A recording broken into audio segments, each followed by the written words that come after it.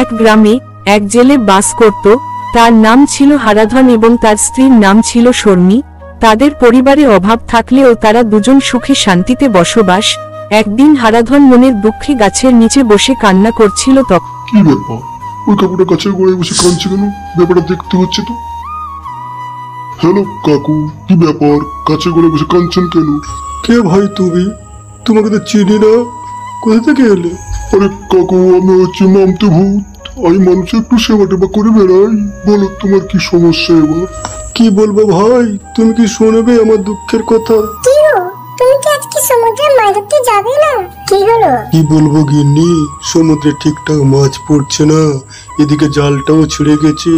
সংসারটা যে কিভাবে চলবে ভগবানই জানে। চিন্তা করো না গো, ভগবান একদিন দেখবে আমাদের সব দুঃখ মুছে দিবে। তাই যেন হয় গিন্নি। তারপর হারাধন মাছ ধরার জন্য হাতে একটা জাল নিয়ে গায়ের পথ ধরে হেঁটে চলেছে নদীর দিকে। কিছু সময় পর সে নদীতে পৌঁছে সেখানে মাছ ধরতে শুরু করে। কিছু সময় ধরে চেষ্টা করার পরও তার জালে একটিও মাছ ধরা পড়েনি। তখন হারাধন হতাশ হয়ে নদী থেকে চলে এসে নদীর তীরে এক গাছের নিচে বসে সে ভাবতে থাকে, আজও একটাও মাছ পড়লো না, এদিকে সংসারও অচল। না, আর বসে কোনো লাভ নেই। না, যাই এবার বাজারের দিকে, যদি কিছু ধারে পাওয়া যায়। তারপর হারাধন বাজারে গিয়ে হাজির হয়।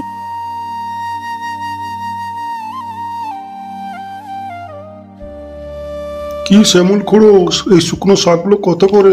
বলছিলাম কিছু সবজি ধারে দাও না, কাল ধার শোধ করে দেবো। ধারে চাইছি? এমনিতে সবজিগুলো শুকিয়েও গেছে, এমনিতে ফেলে দিতে হবে। ঠিক আছে ঠিক আছে, আজ নিয়ে যাও, কালকে কিন্তু মনে করে পয়সাটা দিও। আরে খুড়ো, সে কথা কি বলতে, দাও দাও।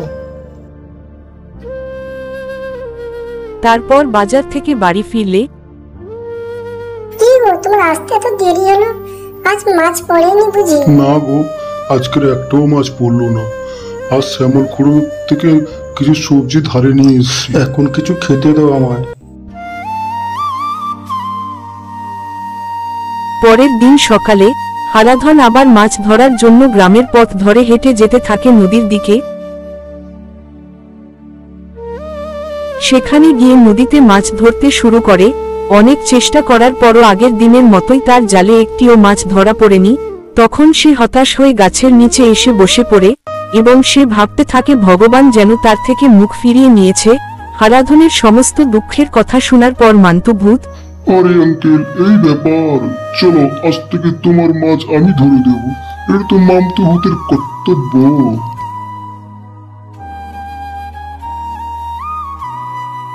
তারপর হারাধন ও মান্তু ভূত নদীর দিকে চলতে থাকে। কিছু সময় পর মান্তু ভূত ও হারাধন নদীর তীরে গিয়ে পৌঁছায়। তখন মান্তু ভূত তার জাদুর সাহায্যে অনেক মাছ ধরে দেয়। তা দেখে হারাধন খুব খুশি হয়। আঙ্কেল, এবার খুশি তো? যখনই সমস্যায় পড়বে এই মামতো ভূতকে একবার ডেকে নিও, আমি টুক করে চলে আসবো। তারপর মান্তু ভূত সেখান থেকে চলে যায় আর হারাধন মাছ ভর্তি ঝুড়ি মাথায় নিয়ে হাটের দিকে চলতে থাকে। যাওয়ার পথে তার দেখা হয় রবি খুড়োর সঙ্গে। কি রে হারাধন, আজ এত মাছ ধরেছিস, তো কপাল ফিরে গেল রে। সবই ঈশ্বরের দয়ায় খুড়ো। তারপর সেখান থেকে চলে যায়। কিছু সময় পর সে হাটে পৌঁছায়। সেখানে কিছু সময়ের মধ্যে সে সমস্ত বিক্রি করে ফেলে। সেই দিন হারাধন অনেক টাকা তার লাভ হয়। তখন সে খুশি হয়ে বাড়ির দিকে চলতে থাকে। মানুষটা সেই কোন ভোর সকালে গেল, এখনো বাড়ি ফেরার নাম নেই, কোথায় যে গেল? কি গো, তোমার আসার এই সময় হলো? বাজার করে নিয়ে এসো তো। হ্যাঁ হ্যাঁ, সব বাজার করে নিয়ে এসেছি। ভগবানময় আজ আমাদের দিকে মুখ তুলে তাকিয়েছে। কি বলছো গো, কি সত্যি? হ্যাঁ গো, একজন মানুষ আমাদেরকে ভগবান আমাদের সাহায্য করেছে। হ্যাঁ চলো এবার কিছুটা খেতে দাও।